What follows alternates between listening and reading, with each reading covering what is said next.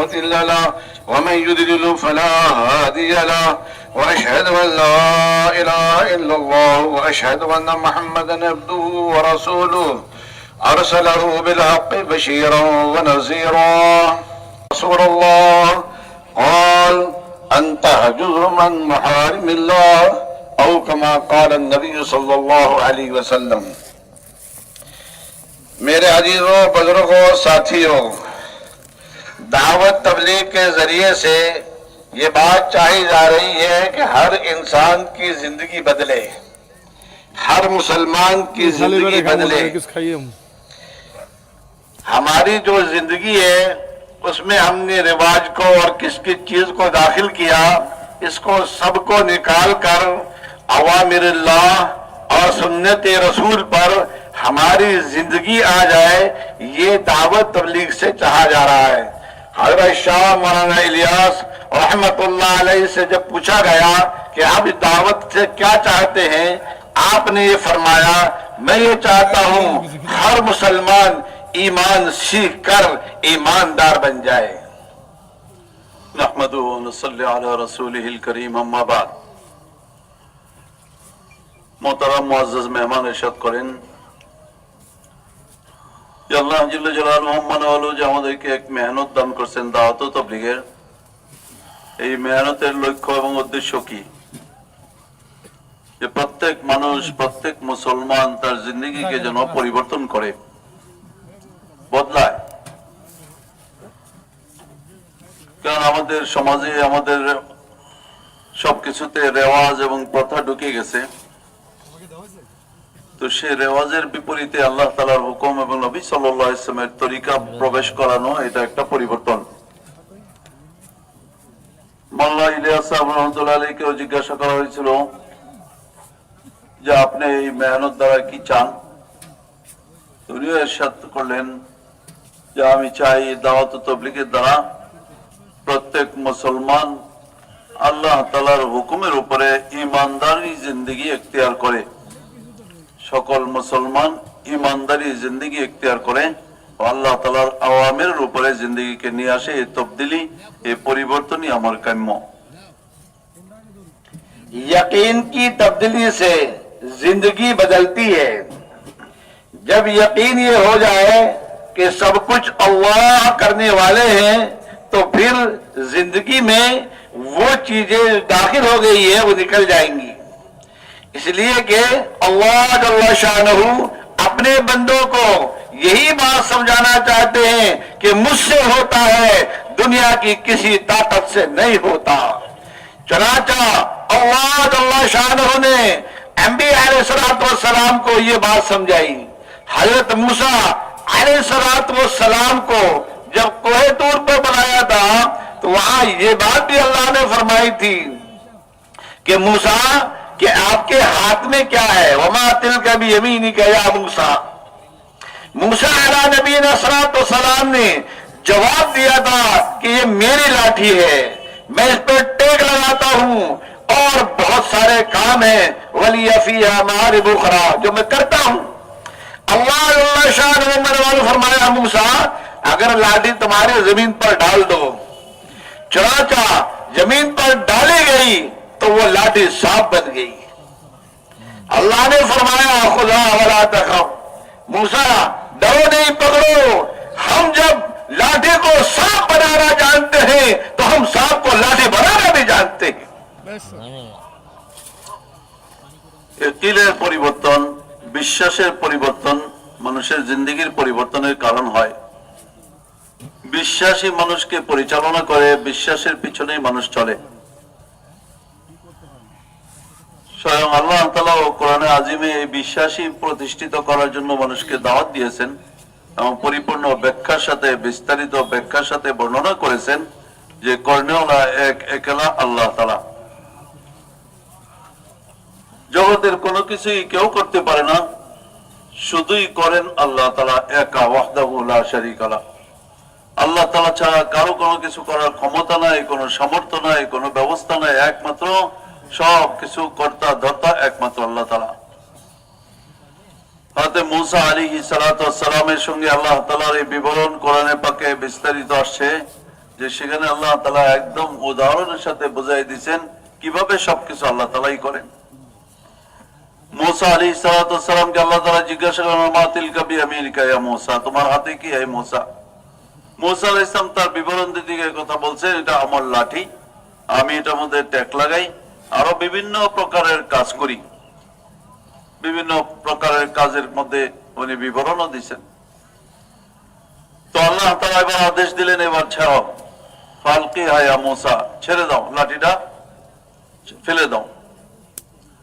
তো ফেলে দিলেন, সঙ্গে সঙ্গে এটা চলন্ত আজদাহা হয়ে গেল, সাপ। মূসা আলাইহিস সালাম মানব তবিয়ত অনুযায়ী ভীত হওয়ার কথা, ভয় পাওয়ারই কথা। তা আল্লাহ তাআলা আবার বলেন লা তাখাফ, ভয় পাইও না, খুযহা, দাও, সানুঈদুহা সিরাতাল উলা, আমি যেরকম ভাবে লাঠিকে সাপ বানাই দিয়েছি ঠিক তেমনি ভাবে আমার এই ক্ষমতা আছে সাপকে আবার লাঠি বানাই দিব। যেরকম পরিবর্তন আমি আগে করেছি এরকম পরিবর্তন আমি এখনো করব, কেননা সমস্ত কিছু হওয়ার সম্পর্ক আমার হুকুম এবং আমার ইচ্ছার সঙ্গে সম্পৃক্ত।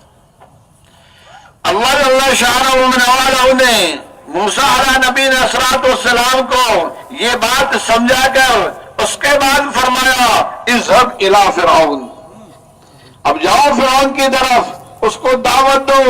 अल्लाह ने पहले समझा दिया कि तुम फिरौन की मालदारी से और उसकी हुकूमत से और उसकी फौजों से और उसकी ताकत से और उसकी चीजों से मुतासिर मत हो रहा, करने वाली जात मेरी है न कि फिरौन की है।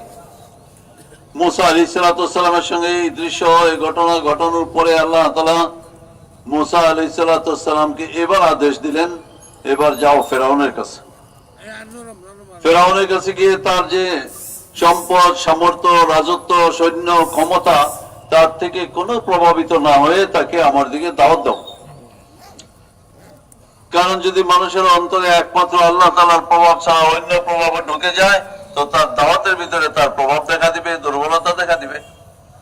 তো মূসা আলাইহিসসালামকে আগেই একিনের মস্ক করে সমস্ত কিছু ক্ষমতা করতে দাতা আল্লাহ এই কথা দেখায়া মূসা আলাইহিস সালামকে দাওয়াতের জন্য পাঠাইলেন ফেরাউনের কাছে। আর এই কথা পরিষ্কার ভাবে বলে দিলেন, সবকিছু আমারই হাতে, ও যা কিছু করার আমি করব। এবার ফেরাউনের কাছে গিয়ে তুমি দাওয়াত দাও। तो मेरा जो बुजुर्गो अल्लाह शाह ने कुरान पाक में यह आयत शरीफा उतार कर उम्मत मोहम्मद को कयामत तक के लिए बता दिया कि जो कुछ होगा वो हम करेंगे, किसी से कुछ नहीं होता, नफा भी हमारे हाथ में, नुकसान भी हमारे हाथ में, हम चाहेंगे नफा में नुकसान दे देंगे, हम चाहेंगे नुकसान में नफा दे देंगे।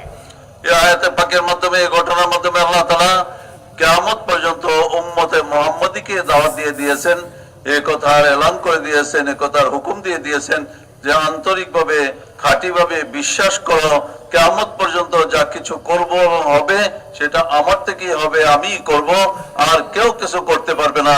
আমি যদি চাই লাভের নকশার ভিতরে নোকসান দিয়ে দিব তো নোকসান হয়ে যাবে, ক্ষতি হয়ে যাবে, আর আমি যদি চাই ক্ষতির নকশার ভিতরে লাভ দিয়ে দিব তো লাভ হয়ে যাবে। কোন নকশার থেকে কিছু হয় না, যা কিছু আমি চাই আমার ইরাদা থেকে সবকিছু হয়। इसलिए मेरे जो बुजुर्गों, दाई के लिए सबसे पहली चीज है कि वो यकीन को बदले कि जो है पैसे से नहीं होता, चीजों से नहीं होता, दुनिया की ताकत से नहीं होता, करने वाली जात एक अल्लाह की है। এই জন্য দায়ীর জন্য, দাওয়াত দেওয়ার জন্য সবচেয়ে আগে নিজের বিশ্বাসের পরিবর্তন জরুরি। যে পয়সা থেকে কিছু হয় না, ডিগ্রি থেকেও কিছু হয় না, কোন নকশা থেকে কিছু হয় না, করনেওয়ালা জাত তো এক, একলা আল্লাহ তাআলা। इस बात को सहाबा रज़ियल्लाहु अन्हुम ने समझ लिया था, उनके दिलों से सारी चीजें साफ हो गई थी, सिर्फ इल्लल्लाह उनके दिलों में बाकी था। সাহাবায়ে কেরাম রাদিয়াল্লাহু তাআলা আজমাইনের দিল এই ব্যাপারে একদম স্বচ্ছ, পরিষ্কার হয়ে গেছিল। ওনাদের অন্তরে আর গায়ের কোনো প্রভাবই ছিল না, ওনার দিলে শুধু আল্লাহ আল্লাহই ছিল এবং আল্লাহ থেকে হওয়ার বিশ্বাস সম্পূর্ণভাবে, পরিপূর্ণভাবে ভরপুর ছিল। এই জন্য এই সাহাবায়ে কেরামদের এই বিশ্বাস অনুযায়ী তাদের কর্ম প্রভাবিত করেছে, ফলদায়ক হয়েছে, অন্য কিছু ওনাদের দিলে ছিল না। वो दुनिया की चीजों से मुतासिर नहीं होते थे, दुनिया की ताकतों से मुतासिर नहीं होते थे, जहां जाते थे वो डंडे की चोट पर दावत देते थे। हजरत रबी इब्न आमिर रज़ी अल्लाह ताला अन्हु को भेजा गया रुस्तम के पास दावत लेकर। रुस्तम ने बहुत सारा जो है फर्श बिछाया गया, कालीनें डाल दी गई, फौजें खड़ी कर दी गई और ये अपने घोड़े पर बैठ कर गए और जमीन पर जब उतरे तो उनके कालीनों को फाड़ते चले गए और बादशाह जहां बैठा हुआ था रुस्तम वहां तख्त पे जाकर खड़े हो गए और उनके जो है तकिए में छेद कर कर अपने घोड़े को वहां बांधा और उनसे बात की। उन्होंने कहा कहो कि ऐसा नहीं, तुमने बुलाया है, तुम्हारे साथ तख्त पर बैठकर हम बात करेंगे।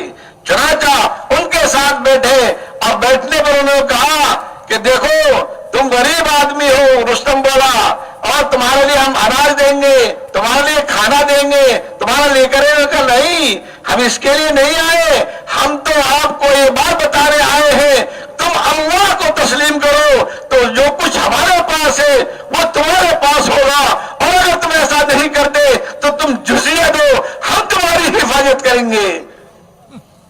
এই জন্য এই সাহাবায়ে কেরাম রাদিয়াল্লাহু তাআলা আনহুম আজমাইন যেখানেই যেতেন আল্লাহ তাআলার উপরে পরিপূর্ণ বিশ্বাসের সাথে দাওয়াত দিতেন। বাহিরের কোনো বিষয় থেকে, বাহিরের কোনো নকশা থেকে ওনারা বিলকুল প্রভাবিত হইতেন না। রবি ইবনে আমির রাদিয়াল্লাহু তাআলা আনহু রুস্তমের সঙ্গে কথাবার্তা বলার জন্য দাওয়াত দেওয়া হইল কাদিসিয়ার যুদ্ধে, আর উনি সেখানে পৌঁছলেন। ওনার সাদা সিধা গাদা কিংবা ঘোড়া ছিল, ওনার সবকিছুই সরল সহজ, পোশাকও খুব সাদা সিধা। আর যাওয়ার পরে ওখানে খুব শানদার করে সাজানো হয়েছে রাজ দরবার, এমন দরবার সাজানো হয়েছে তার কালীনও সোনালী, তার বালিশও সোনালী, ওনাকে প্রভাবিত করার জন্য সব ব্যবস্থা করা হয়েছে। কিন্তু ওনার বাইরের নকশাতে কোনোই প্রভাব নাই। উনি সেখানে গেলেন তো তার কালীন, তাদের কালীনকে নেজা দিয়া ফাড়তে ফাড়তে গেলেন, আর বালিশকে ছিদ্র করে বালিশকে নেজা মেরা গোড়াকে সেখানে বাঁধলেন, আর নিচে গিয়া রুস্তমের সাথে সিংহাসনে বসে গেলেন। তারা হইচই করে উঠলো, বলে তোমরা আমাদেরকে টাকার দাওয়াত দিয়ে আনছো, আমরা তোমাদের সঙ্গে আমার বক্তব্য কথা বলবো, তোমাদের সমান সমান বলবো না তো কোথায় বলবো, আমি এখানে বসেই কথা বলবো। রুস্তম বলে আচ্ছা আমরা তোমাদেরকে যদি সবজি দিয়ে দেই, আমার তোমাদের খাদ্য দিয়ে দেই, পোশাক দিয়ে দেই, তোমাদের জরুরত পুরা করে দেই, তাহলে তোমরা তোমাদের দেশে চলে যাও, যুদ্ধ মারামারি করার কি প্রয়োজন? বলে না না, আমরা তো এগুলো নেওয়ার জন্য আর এগুলোর জন্য আসি নাই, আমরা তো আসছি যে তোমরা আমাদের মতো ইমানদার হয়ে যাও, তাহলে আমাদের জন্য যা হবে তোমাদের জন্য তা হবে। আর যদি সেই দাওয়াত তোমরা গ্রহণ করতে অক্ষম হও, বুঝতে অক্ষম হও, তাহলে জিজিয়া দাও, কর দিয়ে আমাদের অধীনে থাকো, আমরা তোমাদের হেফাজত করব। যেখানে ওনাকে দাওয়াত দিচ্ছে আমাদের সম্পদ নিয়ে যাও, উনি তাকে দাওয়াত দিচ্ছে না তোমরা কর আদায় করো, যদি এটাই না হয় তো তলোয়ার তার ফয়সালা করবে। তো কোনো প্রভাব নাই। একজন সাদা সিধা মানুষ রুস্তমের মতো বাহাদুর সেনাপতির দরবারে গিয়ে এরকম কথা বলতেছে যেন ওনার দরবারই তারা বসে আছে, কোনো প্রভাব নাই। তো আল্লাহ তাআলা সাহাবাদের অন্তরে যেহেতু আল্লাহ তাআলার বড়াই দ্বারা দিল ভরপুর করে দিয়েছিলেন, কোনো বিষয়ে প্রভাবিত হইতেন না, এই জন্য ওনার দাওয়াত সব জায়গায় প্রভাব ফেলতো। उसके बाद उन्होंने पूछा अगर हम जिजिया ना दे तो? उन्होंने कहा, अपनी तलवार निकाल कर दिखाई कि ये हमारे तुम्हारे बीच में फैसला करेगी। रुस्तम डर गया और कहा जल्दी अंदर कर लो, जल्दी अंदर कर लो, हमें डर लगता है। तो उन्होंने कहा रुस्तम ने, और सुनो दरबारियों, ये एक आदमी है, इतनी जुर्रत से बात करता है, तुम्हारा मुल्क तो चला गया, तुम्हारा मुल्क तो चला गया। एक आदमी जो जुर्रत से बात करता है, क्या जरूरत थी? उनके अंदर अल्लाह का ताल्लुक था, उनके अंदर ईमान मुझे दे रहा था, इसलिए मुसलमान दुनिया में किसी से डरने वाला नहीं था। आज हम भी मुसलमान हैं, हम भी कलमा गो हैं, लेकिन हमारे अंदर वो ईमान के जज्बे, वो ईमान की ताकत नहीं रही जिसकी जरूरत है। इसलिए आज हम यहाँ जमा हुए हैं कि हम उस ताकत को हासिल करेंगे। এখন সর্বশেষ কথা, রুস্তম যখন বললো যদি আমরা জিজিয়া কর দিতে রাজি না হই তাহলে কি হবে, তো উনি ওনার আগুনের শোলার মতো তলোয়ারটা টান দিয়ে বের করে দিলেন আর বললেন এই তখন এটা ফয়সালা করবে, এই তলোয়ার ফয়সালা করবে। রুস্তমের দরবারীরা ভীত হয়ে গেল। রুস্তম নিজেই বলল তাড়াতাড়ি তুমি তলোয়ার সামলাও, তোমার আগুনের মতো তলোয়ার তোমার বের করে রাখার কোনো প্রয়োজন নাই। তো রুস্তমের সামনে উনি এরকম ডাইটা কথা বললেন, রুস্তমের দিলের ভিতরে জাগান হয়ে গেল যে এই রাজত্ব আর আমরা রাখতে পারবো না। তার দরবারীদেরকে বলল তোমরা তার বাহ্যিক অবস্থা পোশাক আশাক দেখতেছ, কিন্তু তার অবস্থা, তার ইমান, তার ইয়াকিন, তার ডাক, তার কথাবার্তা দেখো। একজন মাত্র ব্যক্তি এসে এরকম তোমাদের সামনে কথা বলতেছে, তো যাই না না এই রাজত্ব তোমাদের হাত থেকে গেল, আর রাখতে পারবে না। তো সাহাবায়ে এরকম ভাবে যে কোনো জায়গায় গিয়ে এরকম ডাটের সাথে কথা কেন বলতে পারতেন, ওনাদের অন্তরে ঈমান ছিল পূর্ণ, গায়রুল্লাহ থেকে কোনো প্রভাব ছিল না। ওনারা জানতেন যে আল্লাহ তারা একাই সবকিছু করেনেওয়ালা। আজকে আমাদের অন্তরে দুর্বলতা এসে গেছে, বাহ্যিক বস্তুতে প্রভাবিত, বাহ্যিক শক্তিতে প্রভাবিত। এই প্রভাব থেকে উন্মুক্ত আজকের এই ময়দান থেকে আমরাও যেন ওইরকম ঈমান অর্জন করতে পারি যেরকম ঈমান সাহাবাদের ছিল, যেরকম সাহস শক্তি তাদের ছিল, সেই একই আমাদেরও অর্জন হয় এবং অর্জন করার জন্যই এই ময়দানে আমাদের আসা। इसलिए मेरे अजीजों, बुजुर्गों, साथियों, हमें इस बात को समझना है कि सहाबा में और हम में क्या फर्क है। क्या फर्क है कि वो दुनिया में जहां जाते थे अल्लाह जल्ल शानहू उनके हाथ से फतह देते थे और मुल्क के मुल्क इस्लाम में दाखिल हो रहे थे और मुल्क के मुल्क तब्दील हो रहे थे और लोग इस्लाम पर आ रहे थे और सब लोग तरक्की कर रहे थे। आज मुसलमानों ने दावत का काम छोड़ा, ईमान की मेहनत छोड़ी, तो ये हुआ कि मुल्क के मुल्क मुसलमानों के हाथ से जाने लगे। इसलिए मेरे अजीजों बुजुर्गों, हमें इस बात को समझना है कि हमें अपने अंदर से तमाम चीजों को निकालकर एक अल्लाह को लाना है, इसलिए कि सब कुछ अल्लाह के हाथ में है। इंदहु मफातिहुल गैबी ला यअलमुहा इल्ला हू, सारी ताकतें और सारे खजानों की चाबी अल्लाह के पास है। इसलिए मुसलमानों को यह बात समझाई गई, तुम अल्लाह से ताल्लुक मिलाओ तो तुम्हारे लिए अल्लाह सारे खजानों को खोल देंगे। আজকে আমাদের এই মজলিস থেকে এটাই বোঝার ব্যাপার, এটাই অনুধাবন করা দরকার যে আমাদের মধ্যে আর সাহাবাদের মধ্যে কি পার্থক্য।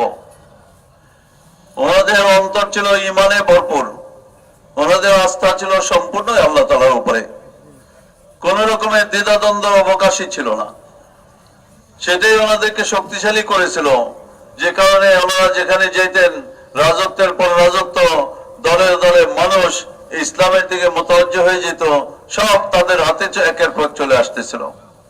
আর আজকে আমাদের দুর্বলতার কারণে, ঈমানি কমজোরির কারণে আমাদের জিনিসই অন্যের হাতে চলে যাচ্ছে। তো আল্লাহ জাল্লা জালালুহুর কাছ থেকে আমরা যদি কোরবানি আর মেহনতের দ্বারা সেই ঈমান আর সেই আস্থা অর্জন করতে পারি, তো আল্লাহ তাআলা আবারও সেই দৃশ্য আমাদের জন্য দান করবেন। আল্লাহ তাআলা ইনদাহু মাফাতিহুল গায়বি লা ইয়ালামুহা ইল্লা হু, আল্লাহ তাআলার হাতেই সমস্ত খাজানার চাবি। আল্লাহ তাআলা ছাড়া কেউই জানে না কার কোথায় কি আছে, কিভাবে কি করতে হবে, সব আল্লাহ তাআলা একাই জানেন। আর কার জন্য কি ফয়সালা করবেন এটা আল্লাহ তাআলারই হাতে। এই জন্য আজকে আমাদের এই মজলিস, এই অবস্থান, এই বসা, এই মেহনত, সবকিছুর লক্ষ্যের উদ্দেশ্য হলো সাহাবাদের সঙ্গে আমাদের যে পার্থক্য হয়ে আছে এটাকে দূর করে সাহাবালা ইয়াকিন দ্বারা আমাদের অন্তরকে ভরপুর করা, সাহাবালা আস্থা আমাদের অর্জন করা এবং সে অনুযায়ী আমাদের জীবন পরিচালনা করা, যেটা সাহাবাদের ছিল। सारा मुल्क अल्लाह के हाथ में है। अल्लाह जिससे चाहे मुल्क को छीन ले और जिसको चाहे दे दे। इज्जत अल्लाह के हाथ में है। अल्लाह ने जनाब रसूलुल्लाह सल्लल्लाहु अलैहि वसल्लम से फरमा दिया, ऐलान कर दो, अल्लाहुम्मा मालिकल मुल्क तुतिल मुल्क मन तशा व तंज़िल मुल्क मिम्मन तशा व तुइज़्ज़ु मन तशा व तुज़िल्लु मन तशा बियदिकल खैर इन्नका अला कुल्लि शैइन कदीर। मेरे अजीजों, ऐलान कर दिया गया क़यामत तक के लिए। जनाब रसूलुल्लाह सल्लल्लाहु अलैहि वसल्लम फरमा दिया, ए नबी जी बता दो अपनी उम्मत को, हमारे हाथ में है, मुल्क जिससे चाहे छीन लेते हैं और जिसको चाहे हम दे देते हैं। ये सारा ताकतें, सारी कुव्वतें एक अल्लाह के हाथ में है। इसलिए मुसलमानों को बार बार ये बात समझाई गई, तुम अल्लाह से जुड़ना, पैसे से मत जुड़ना, चीजों से मत जुड़ना, अपनी जिंदगी को अल्लाह के हवाले कर दो कि जो अल्लाह कहेंगे हम वो करके दिखलाएंगे, फिर अल्लाह वो करेंगे जो बंदा चाहेगा। আল্লাহ জিল্লা জালালুহু মানালু কোরআনে পাকে স্পষ্ট ডাটে ঘোষণা করে দিয়েছেন, কুলিল্লাহুম্মা মালিকাল মুলকি, এই কথা ঘোষণা দিয়ে দেন যে তিনি সমস্ত বাদশার বাদশাহ, সমস্ত রাজত্বের রাজা, রাজাধিরাজ একা আল্লাহ। তুতিল মুলকা মান তাশা, যাকে ইচ্ছা রাজত্ব দিয়ে দিতে পারেন, ও তানজিউল মুলকা মিম্মান তাশা, যার থেকে ইচ্ছা ছিনাও নিতে পারেন, অত ইজ্জু মান তাশা, সম্মানী যাকে চান করে দিতে পারেন, অত জিল্লু মান তাশা, যাকে ইচ্ছা অসম্মানীয় করে দিতে পারেন। বিয়াদিকাল খাইর ইন্নাকা আলা কুল্লি শাইইন কাদির, সমস্ত কল্যাণ ভালাই একমাত্র আল্লাহ আপনারই হাতে। আর সবকিছুর উপরে আপনি ক্ষমতা রাখেন, সবকিছুর উপরে আপনার দাপট, সবকিছুর উপরে আপনার সামর্থ্য, সবকিছুর উপরে আপনার কুদরত বিরাজমান। কখনোই অন্য কেউ কিছুই করতে পারে না। যা আল্লাহ তাআলা চান, এই বিশ্বাস আমাদের অন্তরে আসবে। তো আমরা যদি আল্লাহ তাআলা যা চান তা যদি পুরা করে দেই, তো আমরা যা চাইবো সব আল্লাহ তাআলা নিজ কুদরতে পুরা করে দেবেন। अल्लाह इज्जत के नक्शों में जिल्लत देना जानते हैं। नमरूद अपने आप को सारी दुनिया का बादशाह कहता था, लेकिन अल्लाह शाह ने एक लबड़ा मच्छर भेजकर उसके माथे पर अंदर घुसाकर वो अंदर से जब खाता था ऊपर से जूते पड़ते थे तो उसको सुकून होता था। अल्लाह ने तमाम मुल्क का बादशाह बनाकर जब तुम हमारी इताअत नहीं करोगे, हमारे नबी की बात नहीं मानोगे, तो फिर हम तुमको जिल्लत देकर दिखाएंगे, तख्त पर रहोगे लेकिन जलील होकर रहोगे। আল্লাহ জাল্লা জালালুহু মানালু ইজ্জতের নকশার ভিতরে বেইজ্জত করে দেখাই দিতে পারেন। নমরুদকে সমস্ত দুনিয়ার বাদশা বানাই দিলেন। আর যখন সেই নমরুদি আল্লাহ তাআলার নাফরমানির ভিতরে উঠলো, খোদাই দাবি করে বসলো, আল্লাহ তাআলার বিরুদ্ধাচরণ করতে শুরু করলো, তো আল্লাহ তাআলা একটা ল্যাংড়া মশা তার নাক দিয়া তার মাথায় মগজে ঢুকাই দিলেন। আর সেই ল্যাংড়া মশা যখন নড়াচড়া করে আর পা ধরে টান দেয়, তো তার ব্যথা মাথা অস্থির হয়ে যায়। আর যখন জুতা দিয়া বাড়ি দেয় তখন ঠান্ডা হয়। তো দিলেন আল্লাহ তাআলা রাজত্ব, আবার জুতার বাড়ির ব্যবস্থা করে দিলেন। ইজ্জতের নকশার ভিতরে বেইজ্জতির ব্যবস্থা করে দিলেন।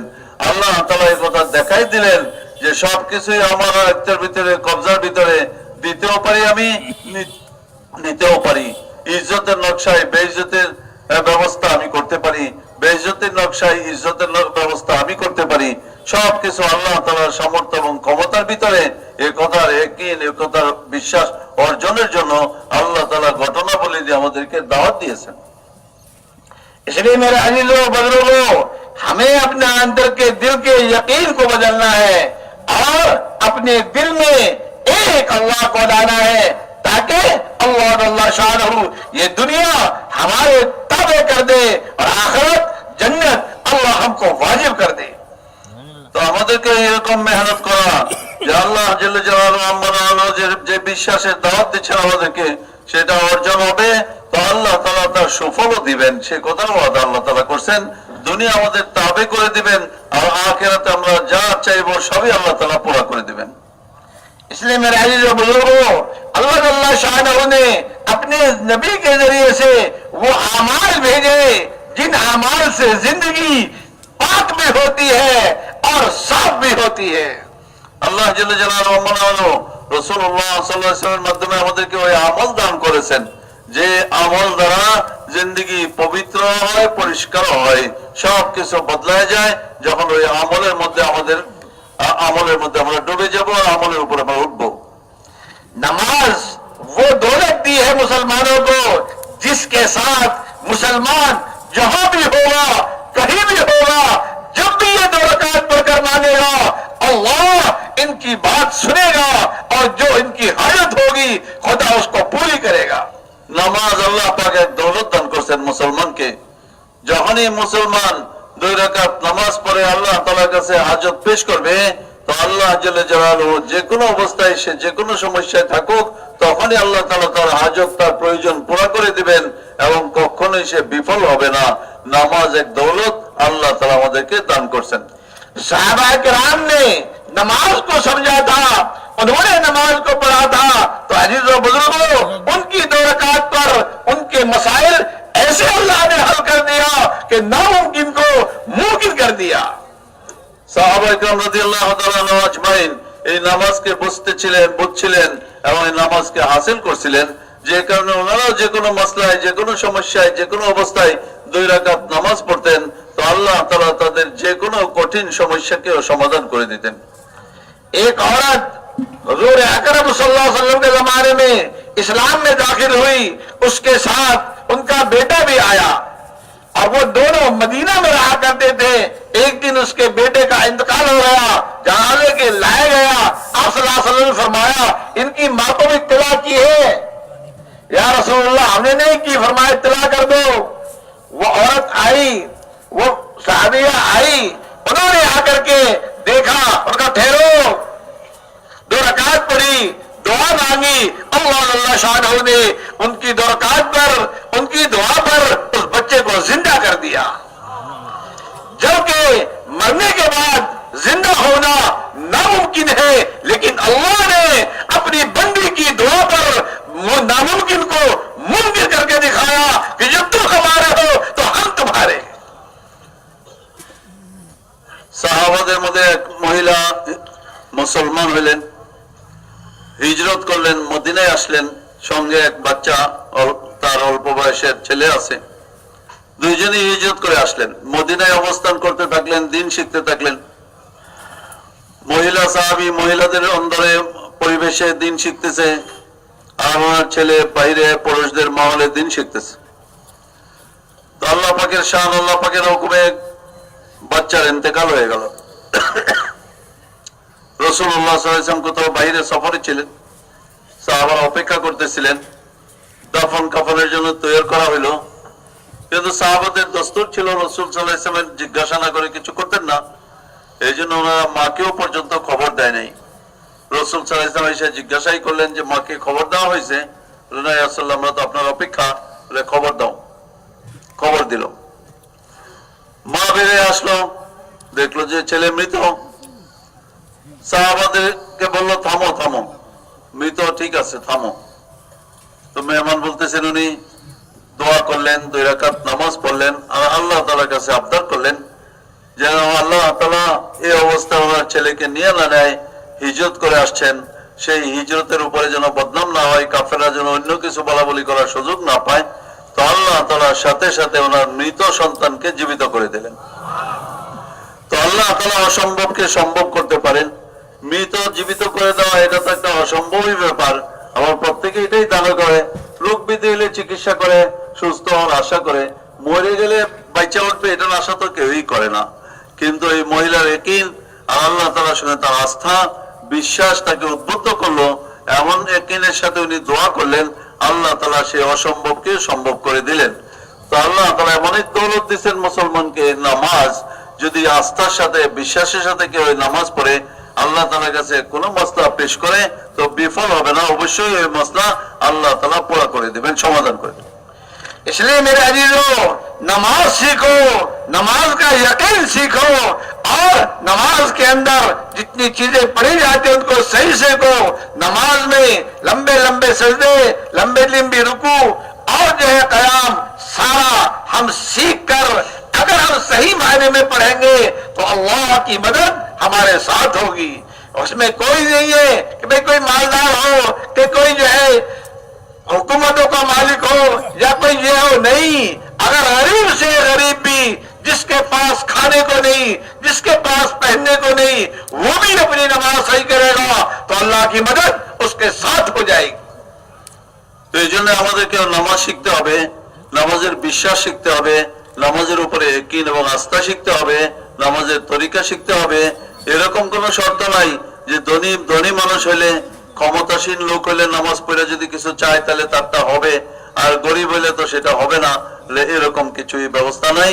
বরং গরিব থেকে গরিব সাধারণ থেকে সাধারণ সাহাবীও যদি সাথীও যদি নামাজকে বানায়া নামাজকে সুন্দর করে আল্লাহ তাআলার কাছে আবদার পেশ করে, তো আল্লাহ তাআলা ধনীরা সকলের হিসেবে যেরকম ভাবে গ্রহণ করবেন, কবুল করবেন, একদম গরিব সাধারণ সাথে দোয়া এরকমই গ্রহণ করবেন। আল্লাহ তাআলার কাছে যে কোনো অবস্থার উপরে ফয়সালা আসবে না, নামাজের ভিতরের সৌন্দর্যের উপরে ফয়সালা আসবে। हजरत उमर रज़ियल्लाहु ताला के जमाने में एक मजदूर आता था, वो इशा की नमाज पढ़ता था और ऐसी अच्छी नमाज पढ़ता था कि हजरत उमर रज़ियल्लाहु ताला अन्हु उनकी नमाज को बैठकर देखा करते थे। एक दिन देखा कि वो जवान नहीं आया। आपने पूछा वो जवान किधर गया? लोगों ने बताया उसका तो इंतकाल हो गया। आपको बड़ा गम हुआ। आप उसके बाप के पास गए कि भाई क्या हुआ था?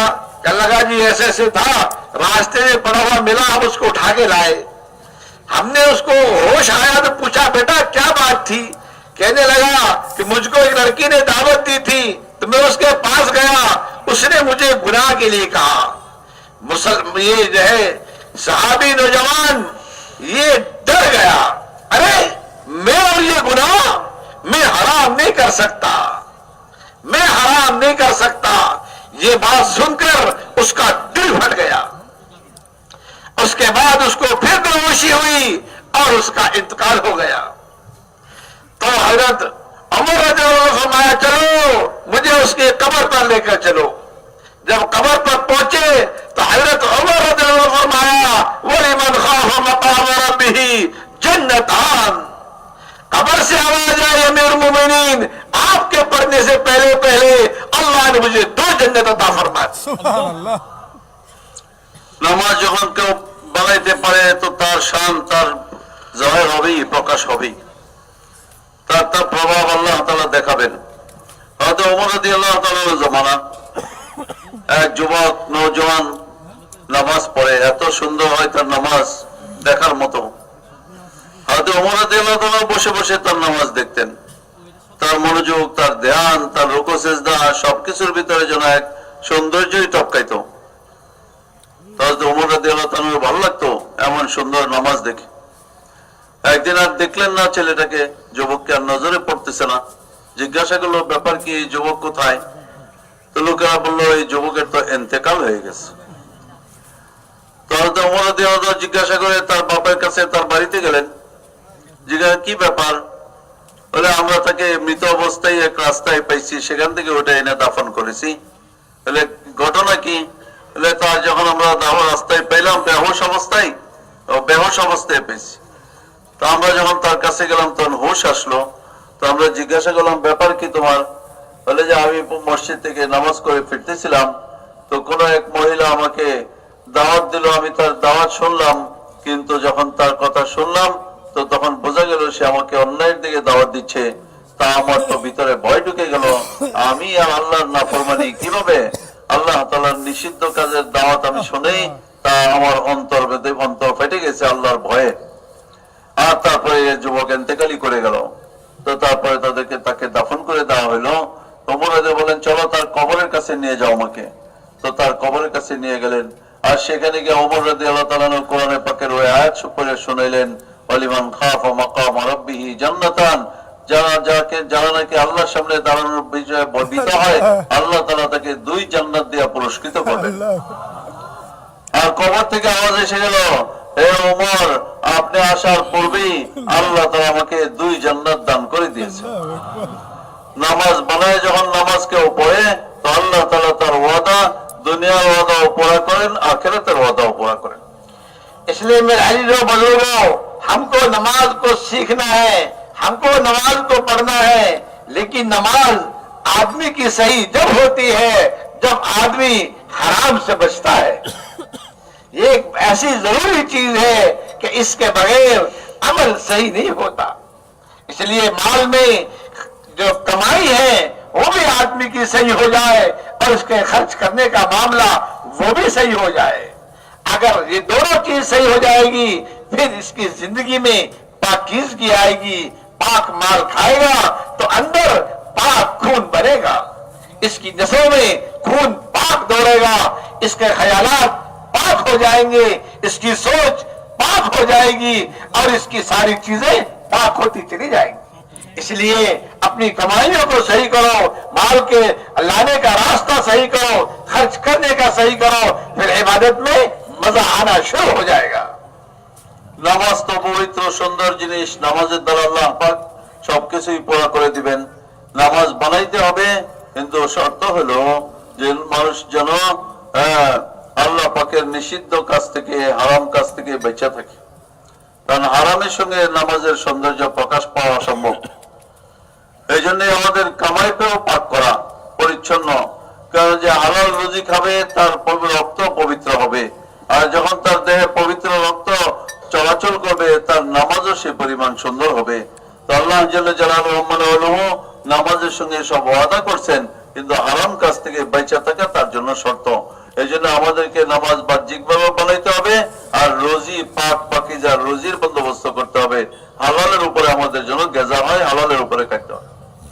साहबा किराम के मामलात उठाकर देखो कि आपस के कितने अच्छे मामलात थे।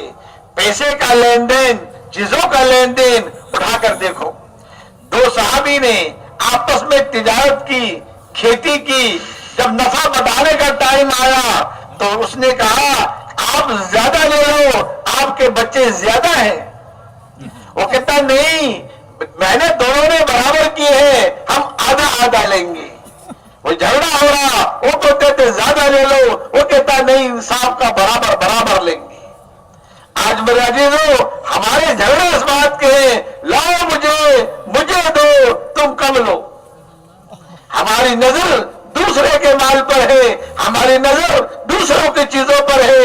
सहाबा की नजर इस बात पर थी कि मेरा माल इसके पेट में कैसे चला जाए। সাহাবাদের মুআমালা এরকম সাফ সুতরা পরিষ্কার ছিল, এবং ঈসার পরের সুবিধাকে বেশি করে দেওয়ার জন্য আন্তরিক চেষ্টা করতেন। দুইজনে মিলে একটা ফসল করলেন, দুইজনে মিলে চেষ্টা করলেন। যখন ফসল এসে গেল, ভাগ বন্টনের সময় এসে গেল, তা একজন বলতেছে তুমি একটু পরিমাণে বেশি নিয়ে নাও, কারণ তোমার আওলাদ সন্তান বেশি। আরেকজন বলে না না, এটা কি করে হয়, মেহনত করছি দুইজনে মিলে সমান সমান নিব, বেশি আমি কিভাবে নিব, বেশি নিতে পারি না। ওনাদের মধ্যে চলতেছে একজনকে বেশি দেওয়ার চেষ্টা, আর আজকে আমাদের মুআমালা তার উল্টা, নিজে বেশি নেওয়ার চেষ্টা। এই যে বেশি নেওয়ার চেষ্টা, এই অবস্থাটাই আমাদেরকে ক্ষতিগ্রস্ত করে। এই অবস্থা থেকে উত্তোলন আমাদের একান্ত জরুরি। সাহাবালা মুআমালার মতো স্বচ্ছ পরিষ্কার মুআমালা আমাদের শিখতে হবে, তখনই আমাদের কামাই স্বচ্ছ হবে, রক্ত স্বচ্ছ হবে। সব বিষয়ে আমাদের নজর দিতে হবে নামাজকে সুন্দর করার জন্য। हजरत फरमाया करते थे कि इबादत की लाइन से दीन आएगा और मामलात के रास्ते से निकल जाएगा। হযরত বলতেন যে ইবাদতের লাইন দিয়ে তো মানুষের দিন জিন্দেগিতে আসে, আবার মুআমালা লেনদেনের অস্বচ্ছতার কারণে দিন জিন্দেগি থেকে বেরিয়ে যায়। हजूर আকরাম सल्लल्लाहु अलैहि वसल्लम ने एक मरतबा फरमाया फुकरा कहाँ है। तो लोगों ने समझा फुकरा वो है जिनके पास पैसा नहीं है। आपने फरमाया नहीं, वो नहीं। तो फरमाया कि वो है फुकरा जो बहुत सारी नेकियां लेकर जाएंगे, अगर पहाड़ को ऊपर रख दो तो पहाड़ भी नेकियों से दब जाए। और जब वो नेकी लेकर हाजिर होगा, फिर लोग आएंगे मुतालबे वाले कि मुझे इन्होंने मेरी जमीन दबाई थी, मेरा पैसा खाया था, मुझे गाली दी थी, मेरी कीमत करी थी, मुझे घुसा मारा था। हकदार आएंगे और सारी नेकियां ले जाएंगे। फिर लोग आएंगे, लोगों के गुनाह इस पर रखा जाएगा, ये दूसरों के गुनाह को लेकर ये जहन्नुम में जा रहा होगा। ये मेरी उम्मत का फकीर है। রাসূলুল্লাহ সাল্লাল্লাহু আলাইহি ওয়াসাল্লাম একবার জিজ্ঞাসা করলেন যে আমার উম্মতের ফকিরকে, দরিদ্রকে, অভাবীকে? সাহাবারা ধারণা করলো যার টাকা পয়সা নাই, দিনার দিরহাম নাই, সেই গরিব হবে। রাসূলুল্লাহ সাল্লাল্লাহু আলাইহি ওয়াসাল্লাম বললেন না না, আমার উম্মতের দরিদ্র গরিব তো সে যার জন্য যে অনেক নেকি করেছে, অনেক নেকি, এত নেকি যদি পাহাড়ের উপরে রাখা হয় তো পাহাড় দেবে যাবে, পাহাড়ও বরদাস্ত করতে পারবে না, এত ভারী, এত নেকি। কিন্তু দুর্ভাগ্য তার, সে মানুষের সঙ্গে লেনদেন মুআমালা অস্বচ্ছ, মানুষের হক নষ্ট করেছে, কাউকে গালি দিয়েছে, কারো গীবত করেছে, কারো মাল দাবায় খেয়েছে, এরকম ভাবে তার অস্বচ্ছতার কারণে, মুআমালা অস্বচ্ছ হওয়ার কারণে তার নেকি অন্যরা নিয়ে যেতে থাকবে। কারণ যেখানেই সে কোনো হক নষ্ট করেছে সেটা পূরণ করা হবে নেকি দিয়েই। এমনকি সব নেকি তার বন্টন হয়ে যাবে, শেষ হয়ে যাবে, নিয়ে যাবে লোকজনে, তার কাছে আর কোনো নেকি থাকলো না, অথচ দাবিদার এখনো বাকি আছে। এখন যে দাবিদাররা, তার যে জুলুমের দাবিদাররা আসতেছে, এখন কি করবে? এখন অন্যের গুনাহ তার মাথায় চাপায় দেওয়া হচ্ছে। ছিল বলেন এককার, কিন্তু এখন হইতে শুরু করলো গুনাহগার। এমনকি গুনার পাহাড় নিয়ে এখন দোজখে যাচ্ছে নেকি করা সত্ত্বেও। বলে এ হইল উম্মতের সবচেয়ে দরিদ্র, সবচেয়ে গরিব ব্যক্তি, যে নেকি করে নেকি রাখতে পারলো না, নেকি করে গুনাহগার হয়ে জাহান্নামে যাচ্ছে। উম্মতের সবচেয়ে দরিদ্র ব্যক্তি হলো এই ব্যক্তি।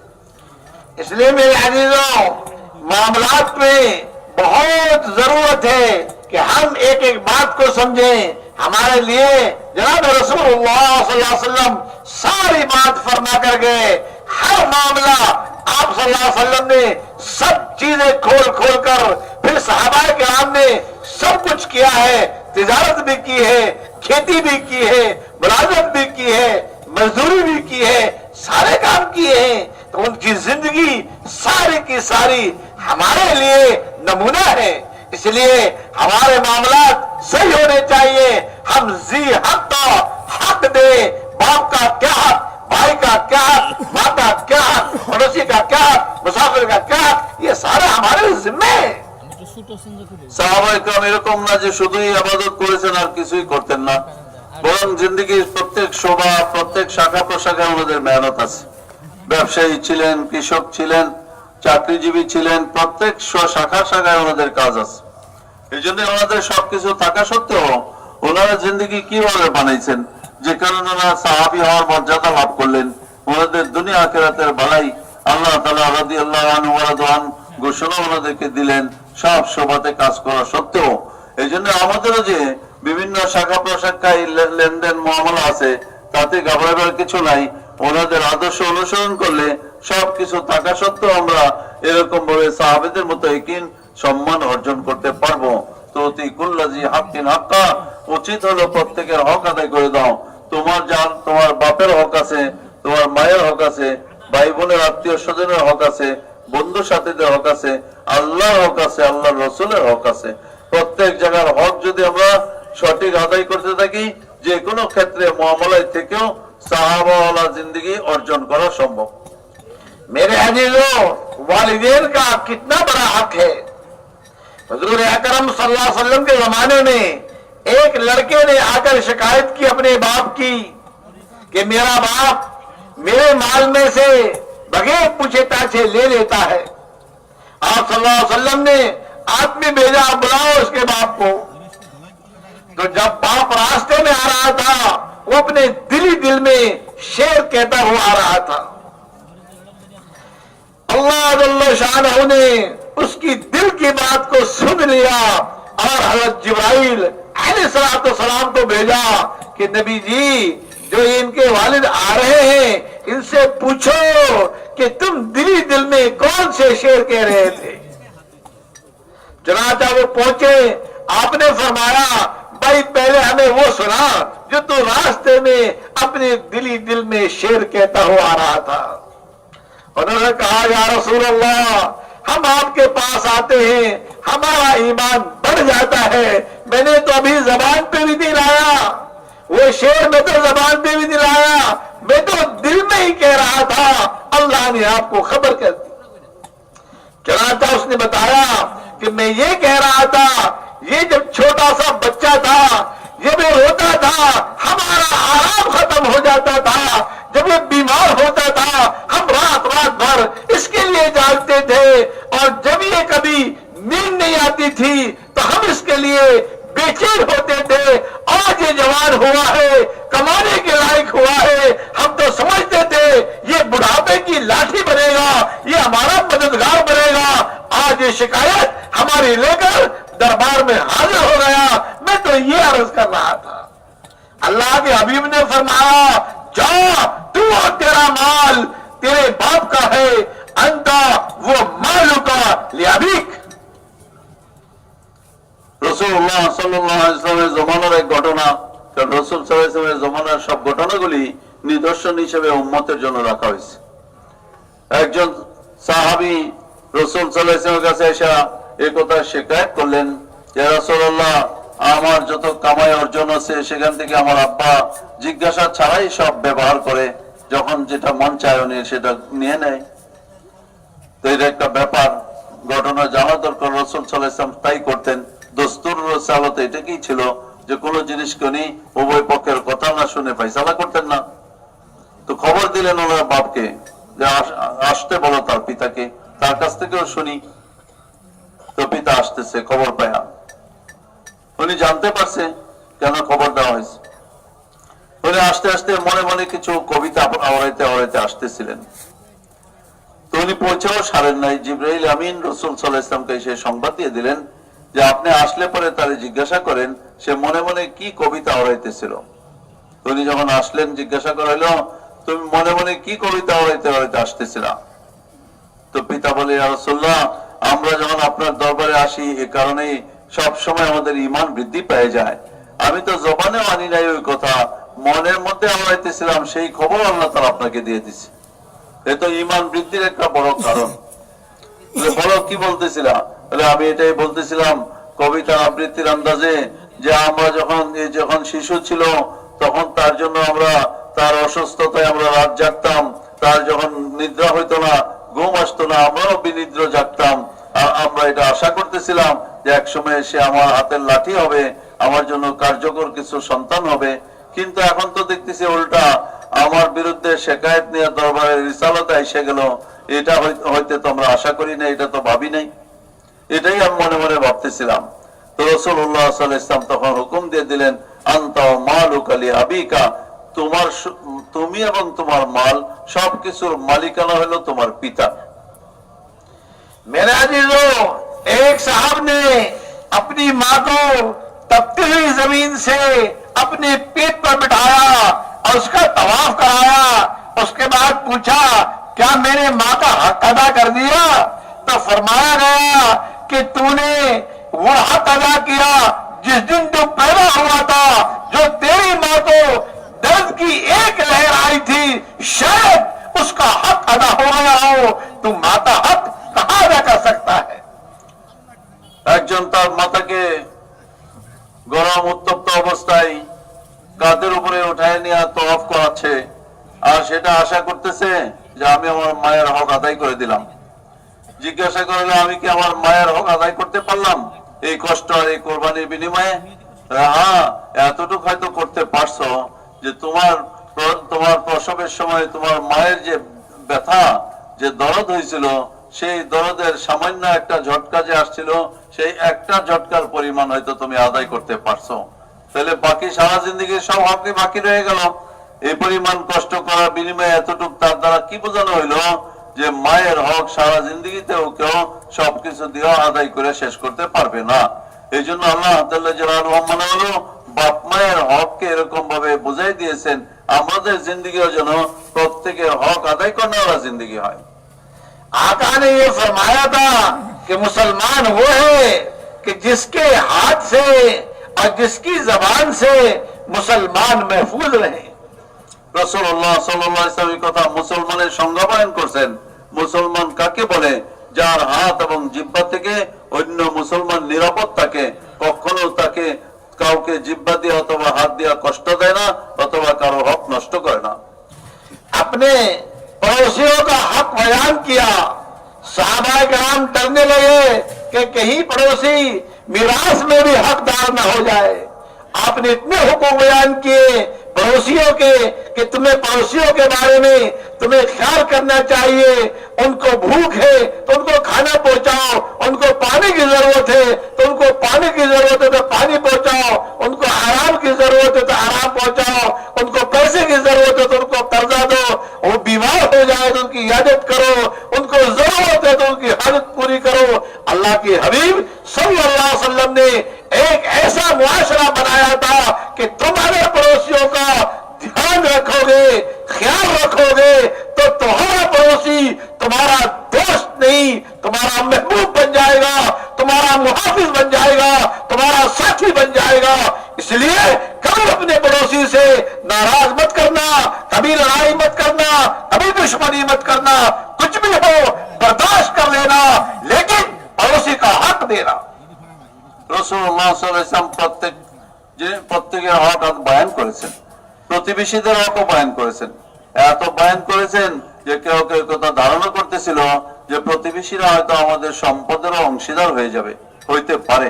এত হক, যখন তোমার প্রতিবেশী অভাবী হয় তখন তার অভাব দূর করার জন্য তুমি চেষ্টা করো, সচেষ্ট হও।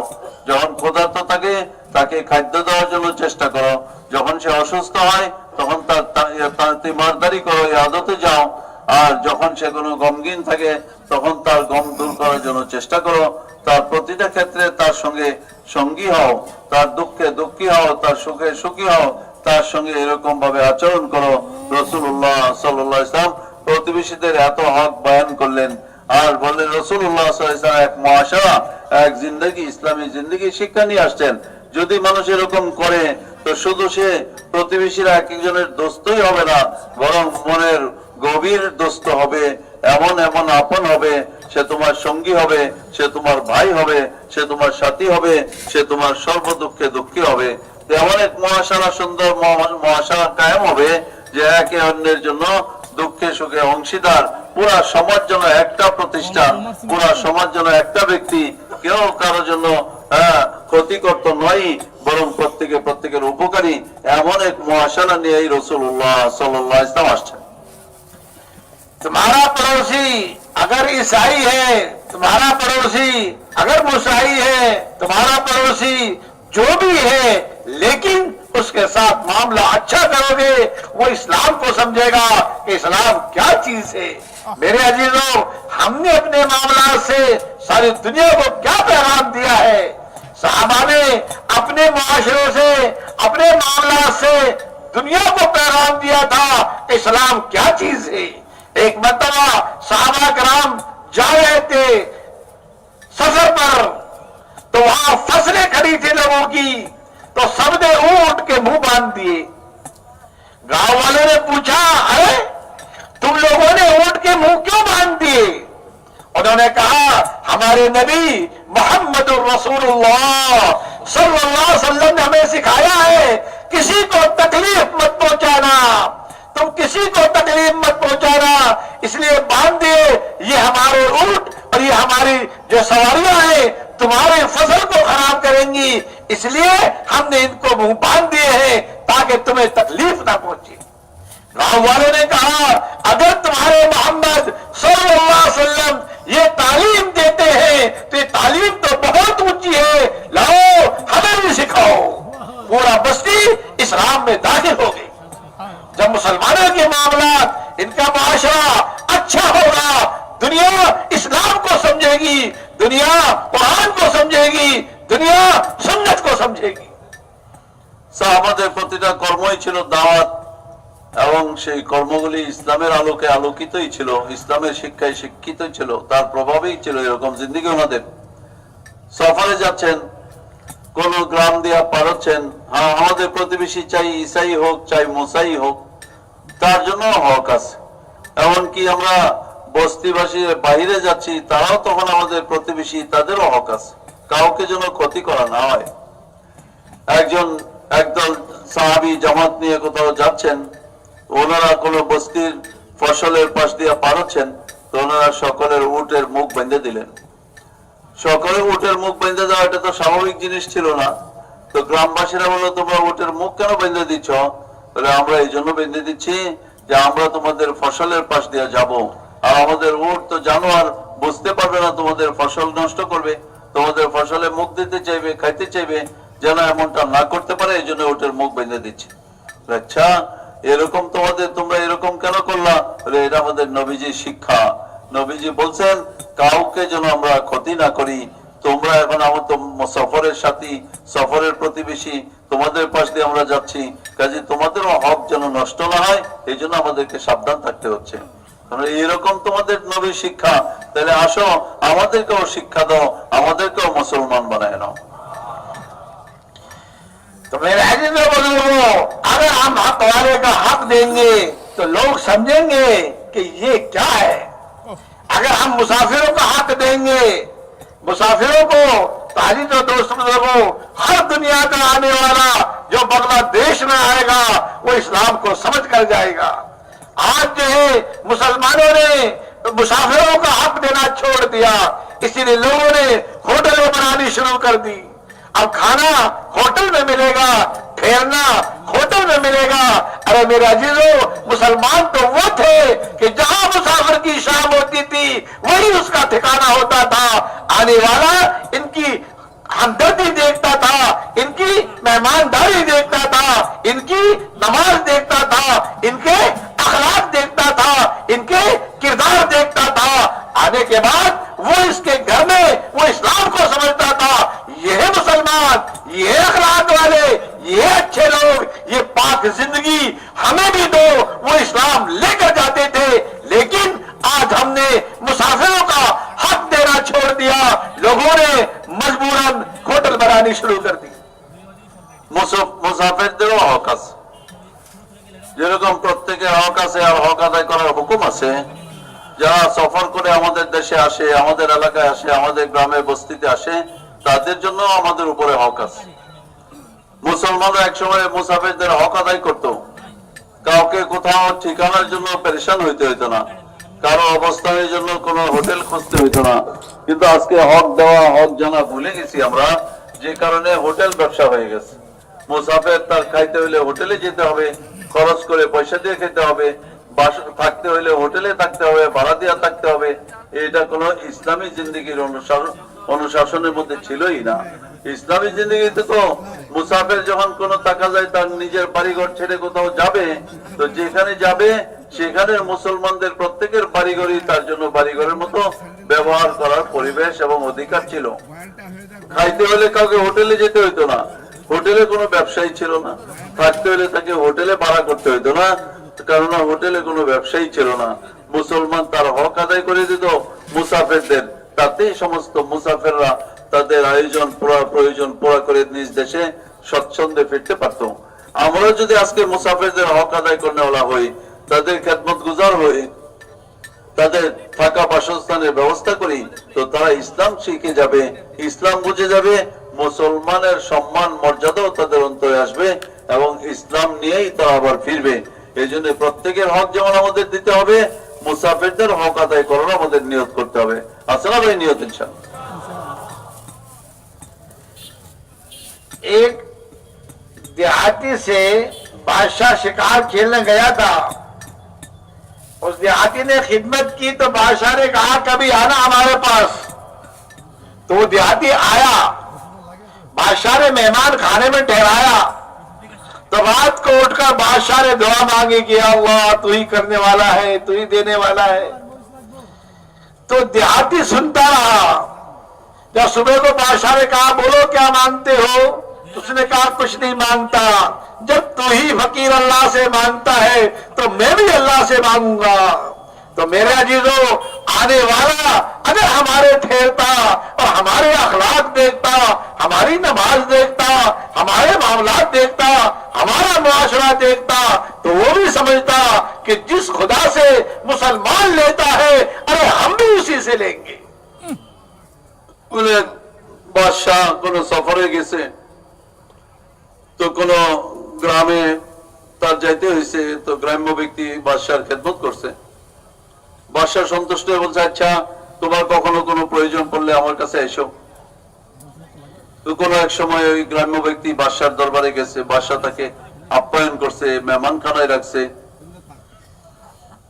রাত্রিবেলা বাদশাহ উঠে আল্লাহ তাআলার কাছে নাজারি করতেছে, ইবাদত করতেছে, কান্নাকাটি করতেছে, হে আল্লাহ আমি তো তোমার কাছে ফকির, তোমার কাছে হাত পাততেছি, আমার প্রয়োজন তুমি পুরা করবে।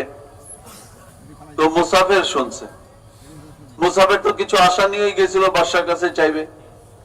সকালবেলা বাদশাহ তাকে আপ্যায়ন করলেন, ডাকলেন আর বললেন কি বলো, কি খেদমত করতে পারি, কি চাও। তো তার রাত্রের বাদশার দোয়া দেখে তার সিদ্ধান্ত পাল্টায় গেছে। সে বলে না আমি তো আপনার কাছে কিছু চাই না। বলে তুমি তো কিছু চাইতেই আসলা।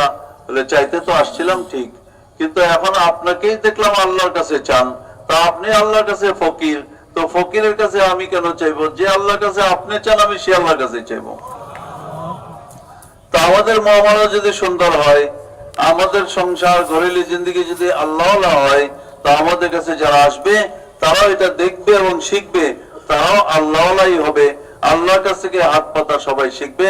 এই জন্য আমরা মুসাফিরের মেহমানদারি, মুসাফিরের একরামও করব, সঙ্গে সঙ্গে আমাদের জিন্দেগিও ইসলামী অনুশাসনের অধীন মস্ক করে জিন্দেগি বানাবো, যেন এটা একটা জিন্দেগি দাওয়াত হয়ে যায়। मेरे अजीजों बुजुर्गों, हमें जो है अपनी जिंदगियों में इंसाफ को लाना है। आज हमारे बीच से इंसाफ खत्म हो गया, झगड़े शुरू हो गए। जब मुसलमानों में इंसाफ नहीं रहेगा तो फिर झगड़े शुरू होते हैं। जनाब रसूलुल्लाह सल्लल्लाहु अलैहि वसल्लम एक ऐसा इंसाफ लेकर आए थे जो दुनिया में कायम कर गए, कयामत तक के लिए बता कर गए कि इंसाफ है, इस पर चलते रहोगे, सुकून पाते रहोगे, इज्जत पाते रहोगे और खैर पाते रहोगे और दुनिया में तरक्की करते रहोगे। चुनाचा एक मर्तबा अल्लाह के हबीब सल्लल्लाहु अलैहि वसल्लम के पास अरब के बड़े खानदान की एक औरत ने चोरी कर ली।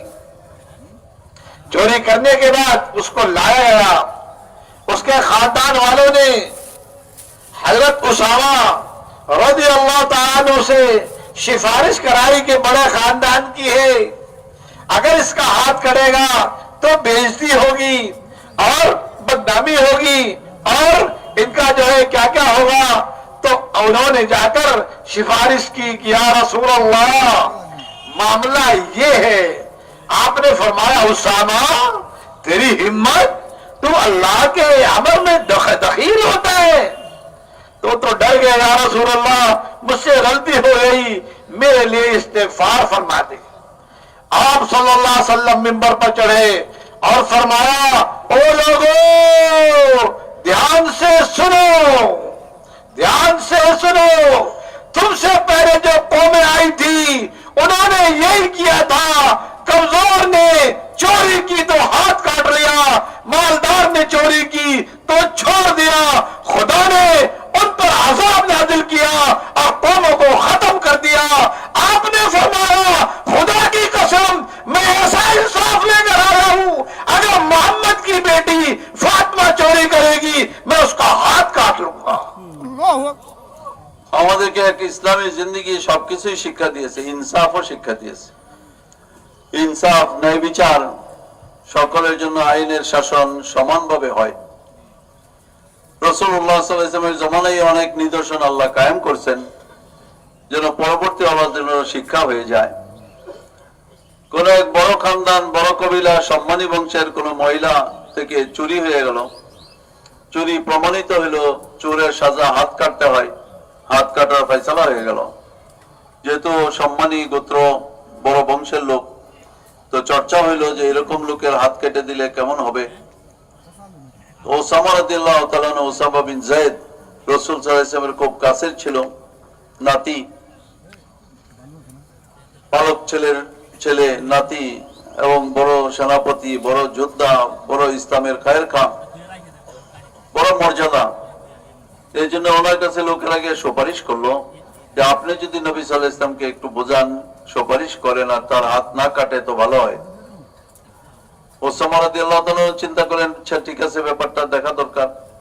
উনি গেলেন এবং রাসূলুল্লাহ, ঘটনা তো এই, যার চুরি এবং সাবেত প্রমাণিত হয়েছে, হাত কাটা যাচ্ছে, একটা বড় বংশের মেয়ে, এখন যদি তার হাত কাটা হয় বড় বেইজ্জতির ব্যাপার হবে, বড় চর্চা হবে, এটা কি মাফ করে দেওয়া যায় কিনা। রাসূলুল্লাহ সাল্লাল্লাহু আলাইহি ওয়াসাল্লাম গুসা হয়ে গেলেন, এই ওসামা, তোমার এত সাহস, আল্লাহর হুকুমের মধ্যে এসে তুমি দখলদারি করতেছো, সুপারিশ করতেছো মাফ করে দেওয়ার। রাসূল সাল্লাল্লাহু আলাইহি ওয়াসাল্লাম খুব রাগ হলেন, মিম্বরে গেলেন, সবাই ডাকলেন, রে কওম, তোমরা জেনে রাখো তোমাদের পূর্ববর্তী কওমের ওই অবস্থাই ছিল যে তারা যদি গরিব কেউ কোনো অন্যায় করতো, চুরি করতো, তার হাত কেটে দেওয়া হয়তো, আর যখন ধনী সম্মানী ঘরের কেউ করতো তখন তাকে মাফ করে দেওয়া হয়তো। আর এভাবেই কম ধ্বংস হয়েছে, আল্লাহ তাআলার আযাব আসছে বেইনসাফির কারণে। এই আইন তো সকলের জন্য সমান হওয়া চাই। জেনে রাখো, যদি চুরি আমার মেয়ে ফাতেমাও করতো আর ফাতেমার থেকে হয়তো, তাইলে আমি তার হাত কেটে দিতাম। বুঝাই দিলেন যে চুরির আইনের ব্যাপারে, ইনসাফের ব্যাপারে কারো জন্য একরকম, কারো জন্য আরেক রকম, এটা হইতে পারে না। ইনসাফ তো এটাই যে সকলের জন্য আইনের শাসন একইভাবে চলবে। রাসূলুল্লাহ সাল্লাল্লাহু আলাইহি ওয়াসাল্লাম এই আদর্শ কায়েম করে গেছেন। तो मेरे अजीजों बुजुर्गों, इसलिए आज तय करके जाओ, हम अपने मामलात को, हम अपने मुआशरे को अच्छा बनाएंगे। इसलिए कि मुआशरे की मिसाल ऐसी है जैसे सेब का छिलका। अगर सेब के छिलके पर एक कांटा चुभ जाए तो अंदर से सेब खराब हो जाता है। क्यों?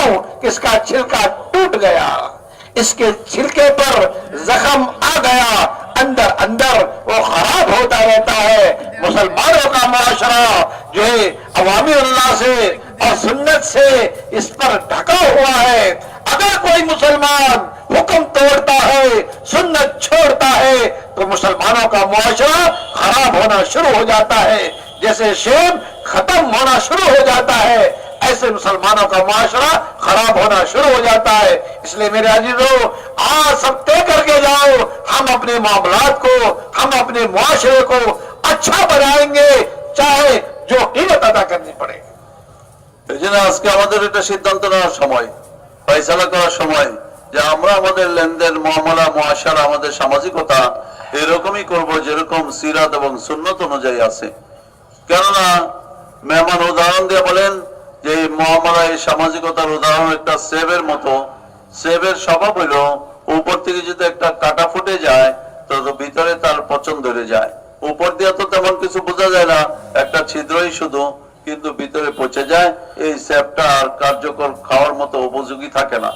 তাহলে মুসলমান সমাজে যদি সামান্যতম একটা বেইনসাফি আর বেনিয়ম দেখা দেয়, তো এটা একটা ছিদ্রের মতন হয়ে যায়।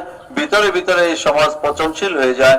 এই সমাজ তখন সমাজের সৌন্দর্য হারায়, সমাজ তখন ন্যায় নীতি হারায়, সমাজ তখন তার সমস্ত মূল্যবোধ হারায় ফেলে এবং ভিতর ভিতরতে পচতে থাকে। আর কোনো কিছু আর তখন সৌন্দর্য বাকি থাকে না। এই জন্য আমাদেরকেও সিদ্ধান্ত নিতে হবে যে আমাদের লেনদেন, আমাদের মুআমালা, আমাদের সামাজিকতা সব আল্লাহ পাকের হুকুম এবং রাসূল সাল্লাল্লাহু আলাইহি ওয়াসাল্লামের সুন্নতের আদলে করব এবং সেরকমই আমাদের পুরা জিন্দেগি হবে ইনশাআল্লাহ। अल्लाह के हबीब सल्लल्लाहु अलैहि वसल्लम के अखलाक बहुत ऊंचे थे। आप सल्लल्लाहु अलैहि वसल्लम ने कभी अपनी जात के लिए किसी से बदला नहीं लिया। एक मर्तबा आप सल्लल्लाहु अलैहि वसल्लम के लिए एक यहूदी औरत ने दावत की, गोश्त बनाया और उसके अंदर जहर मिला दिया। आप सल्लल्लाहु अलैहि वसल्लम खाने बैठे, आपने फरमाया साथियों से हाथ रोक लो, कोई खाना ना खाए। और उस औरत को बुलाया कि तुमने जहर क्यों दे दिया? उसने कहा मैंने इसलिए दिया है, अगर आप सच्चे नबी हो तो आपका खुदा आपको बता देगा, और अगर झूठे नबी हो तो जहर खा के खत्म हो जाओगे। आका ने फरमाया मेरे अल्लाह ने मुझे खबर दे दी कि इसके अंदर जहर है। तो सहाबा ने कहा या रसूलुल्लाह इजाजत दीजिए, इसकी गर्द उड़ा दे। आपने फरमाया छोड़ दो, अल्लाह ने हमें बता दिया, हमें महफूज कर दिया, हमारा कोई नुकसान। इसलिए आप सल्लल्लाहु अलैहि वसल्लम ने उससे बदला नहीं लिया। मेरे अजीजों दोस्तों बुजुर्गों, आप सल्लल्लाहु अलैहि वसल्लम के अखलाक बहुत ऊंचे थे और हमें भी अपने अखलाक को ऊंचा बनाना है, लोगों को माफ करना है और अपने अखलाक को अच्छा बनाना है। রাসূলুল্লাহ সাল্লাল্লাহু আলাইহি ওয়াসাল্লামের আখলাক অনেক উন্নত ছিল। রাসূল সাল্লাল্লাহু আলাইহি ওয়াসাল্লামের আচরণ, ব্যবহার অনেক উন্নত ছিল, যেটাকে এক শব্দে আখলাক বলে। এক ইহুদি মহিলা রাসূল সাল্লাল্লাহু আলাইহি ওয়াসাল্লামকে খানার দাওয়াত দিলেন। কারণ ইহুদিরা আহলে কিতাব হওয়ার কারণে রাসূল সাল্লাল্লাহু আলাইহি ওয়াসাল্লাম তাদের দাওয়াত খাইতে অস্বীকার করতেন না। অথচ তাদের সঙ্গে শত্রু, যুদ্ধ বিগ্রহ হইতেছে। আখলাকের কারণে উনি এটা করতেন, মানা করতে পারতেন না।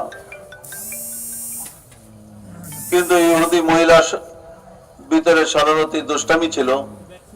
গোশত পেশ করছে কিন্তু গোশতের ভিতরে বিষ মিশানো ছিল। রাসূলুল্লাহ সাল্লাল্লাহু আলাইহি ওয়াসাল্লামের সামনে খাবার দিয়েছে, সাহাবীরাও সাথে আছে। তো রাসূল সাল্লাল্লাহু আলাইহি ওয়াসাল্লাম টের পেয়ে গেলেন যেটা বিষাক্ত। সাহাবীদেরকে সাথে সাথে বারণ করলেন, ওনারা থেমে গেলেন। রাসূল সাল্লাল্লাহু আলাইহি ওয়াসাল্লাম বললেন কি ব্যাপার, তুমি এই গোশতে বিষ কেন মিশাইলা? সহজে আমি এই উদ্দেশ্যে মিশাইলাম যে যদি আপনি সত্য নবী হন তাহলে তো বিষের থেকে আপনি বেঁচে যাবেন, কোনো ক্ষতি করতে পারবো না আমি, আল্লাহ তাআলাই আপনাকে বাঁচাই দিবেন। আর যদি আপনি মিথ্যাবাদী হন তাহলে আপনার ঝামেলা থেকে, আপনার সঙ্গে শত্রুতা থেকে আমরা বেঁচে যাই, আমাদের কওমের বাচ্চা যাওয়ার কারণ হইতে পারে, এই জন্য করছি। রাসূল সাল্লাল্লাহু আলাইহি ওয়াসাল্লামের সাহাবীরা অত্যন্ত গুসা হইলেন, রাগান্বিত হইলেন, বলে অনুমতি দেন তার গর্দান উড়াই দেই। রাসূল সাল্লাল্লাহু আলাইহি ওয়াসাল্লাম সঙ্গে সঙ্গে তার এই গর্দান উড়াই দেওয়ার হুকুম দিলেন না, বলে দেখো আল্লাহ তাআলা যদি আমাদের বাঁচায় দেয় আর তার ক্ষতি থেকে আমরা বেঁচে যাই তাহলে তো হয়েই গেল, আল্লাহ তাআলা আমাদেরকে বাঁচায় দিলেন। এই জন্য সাথে সাথে এখানে আর গর্দন হুকুমে উনি রাজি হইলেন না, আখলাকের কারণে হইলেন না। অথচ তার শাস্তি হওয়ার যোগ্যতা, শাস্তি হওয়ার অবস্থা উপাদান ছিল, কিন্তু আখলাক উন্নত হওয়ার কারণে রাসূলুল্লাহ সাল্লাল্লাহু আলাইহি ওয়াসাল্লাম ওই মুহূর্তে তাকে ক্ষমাই করে দিলেন, প্রতিশোধ নিতে তৈরি হলেন না, বেঁচে গেছি বা যথেষ্ট। তা আমাদের জিন্দেগিও যেন আখলাক দ্বারা মুজাইয়ান হয়, আমাদের উন্নত চরিত্র অন্যদেরকে প্রভাবিত করবে যদি আমরা উন্নত আখলাকের অধিকারী। मेरे अजीजों, माफी मांगना ये कोई बुरी चीज नहीं है, ये बहुत ऊंची बात है।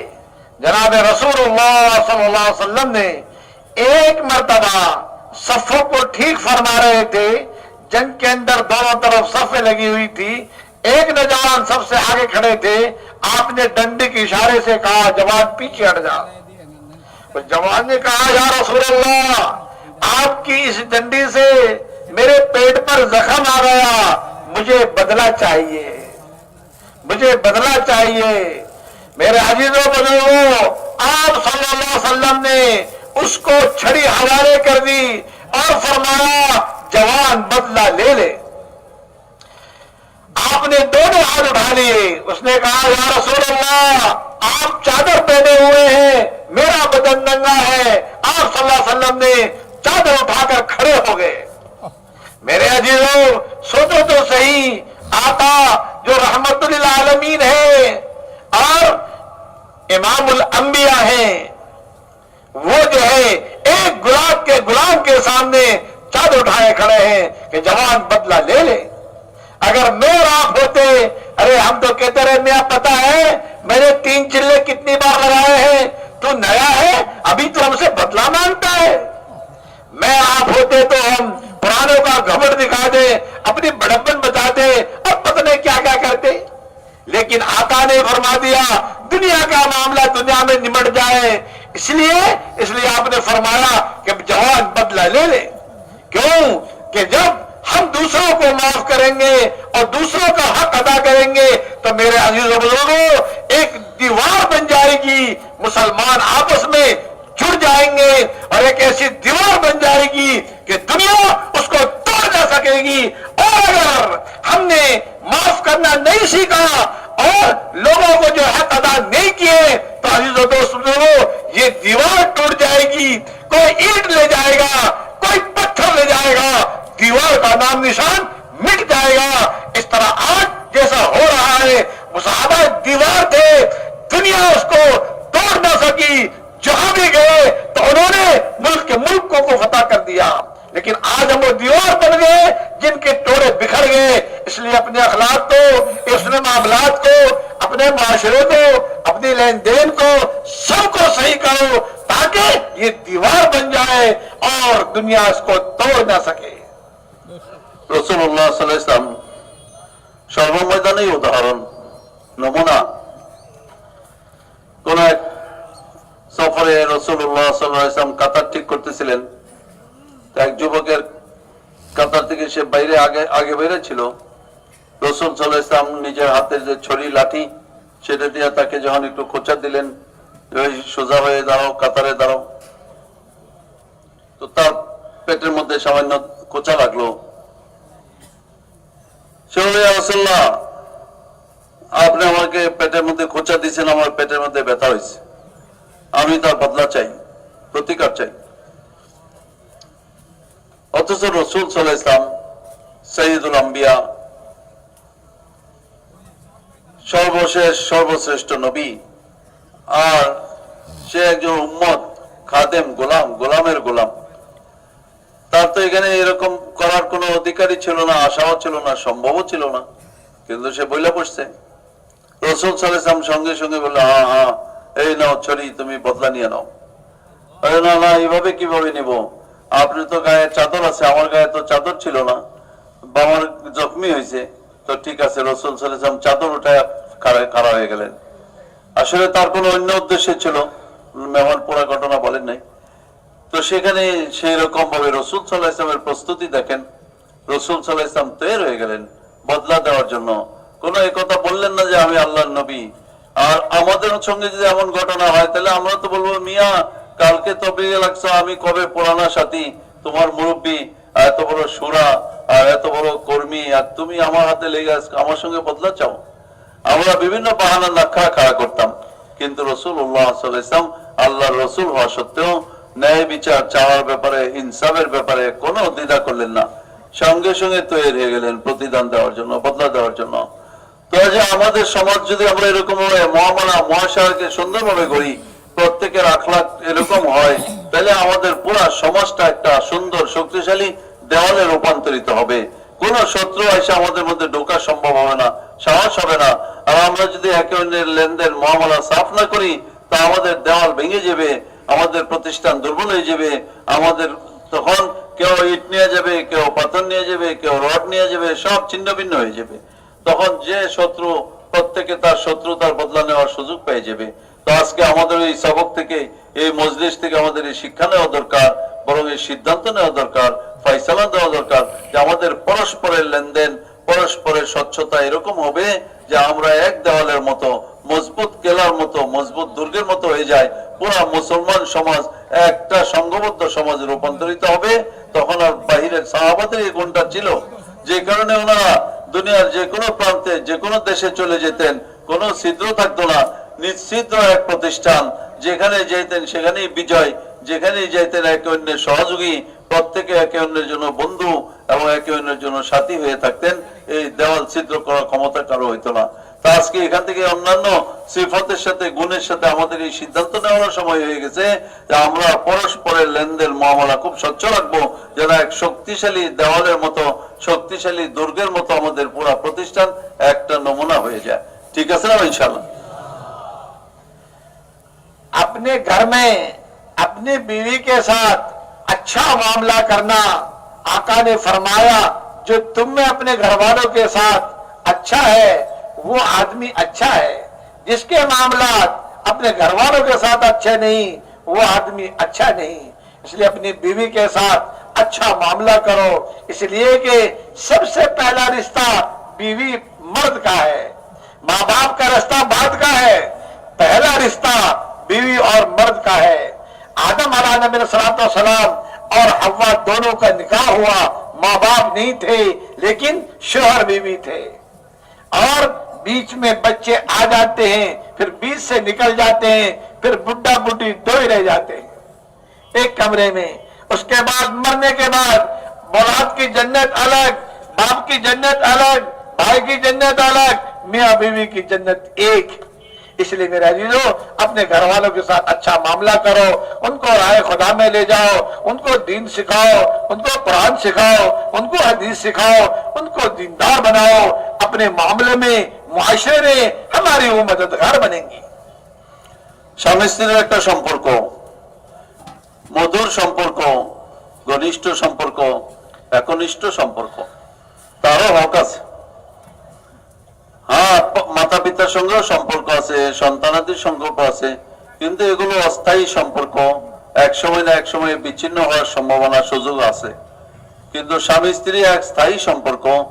আল্লাহ জাল্লা জালালুহু এর নিদর্শন কায়েম করছেন।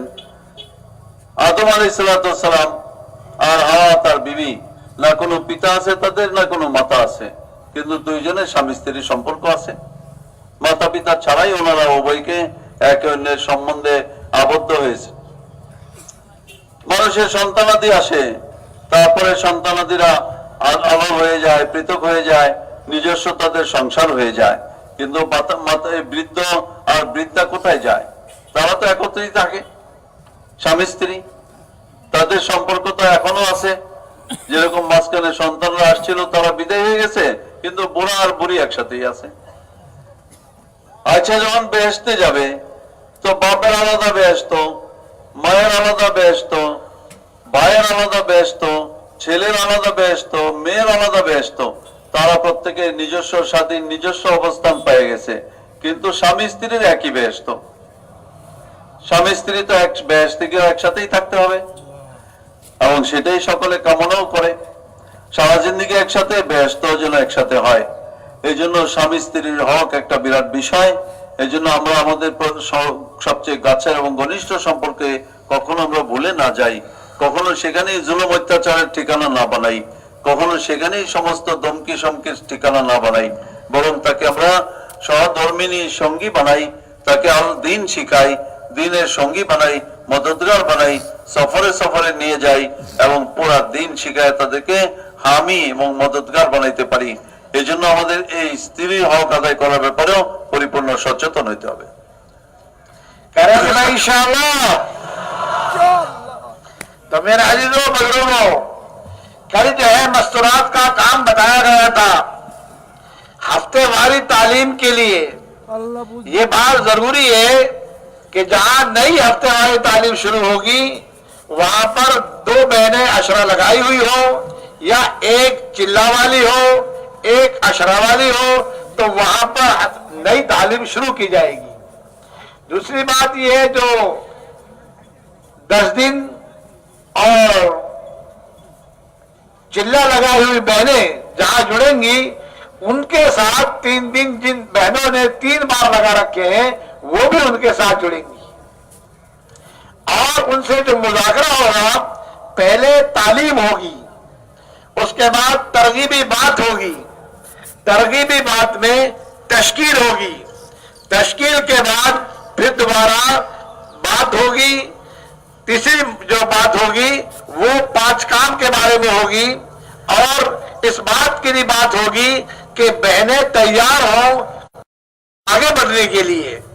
फिर तश्कील होगी इस बात की कि कौन बहन तैयार है अगर हमारे पास कोई जमात अचानक आ जाए तो कौन बहन वक्त देगी। और दूसरी तश्कील ये होगी कि कौन बहन अपने घर को फारिग करती है आने वाली जमातों को।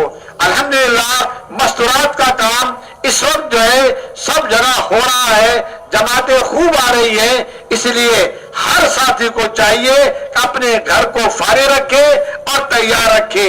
जब भी मेहमान आए फौरन बोलो मेरे घर भेजो। मर्दों का ये शौक होना चाहिए और मस्तूरात का भी शौक होना चाहिए। इसलिए बाकायदा तौर से जहां ये काम करने वाली बहनें जमा होंगी वो इस बात के लिए तैयार हो कि हम अपना घर फारिग करते हैं। उसके लिए मर्द भी तैयार हो, मस्तूरात तैयार हो। तो जब जमात आएगी तो उनके घर में ठहरा दी जाएगी। या जमात की नुसरत के लिए जरूरत होगी 3 दिन के लिए कम ज्यादा के लिए, तो वो बहनें भाई तैयार होंगे तो उनको उनके साथ भेज दिया जाएगा। इसलिए कि जमातें हमारे पास जो आ रही है बाहर से, उनके साथ जरूरत पड़ती है नुसरत की, उनको जरूरत पड़ती है काम को सिखाने की, जरूरत पड़ती है काम को समझने की। इसलिए हमें कुर्बानी हर हाल में देनी है। मर्दों को और मस्तूरात को इस कुर्बानी के लिए हमें तैयार के लिए जरूरी है कि 4-4 महीना लगाओ। पहले दावत के काम में 4 महीना वालों से ही काम शुरू होता है। सारा महीना 4 महीने वाले पहले 4 महीने लगाओ, काम को समझो काम क्या है। इसलिए कि आप बांग्लादेश वाले और हिंदुस्तान वाले ये सारी दुनिया तो आपको उस्ताद मानती है, क्योंकि जब काम शुरू हुआ था जब तो एक ही तो था।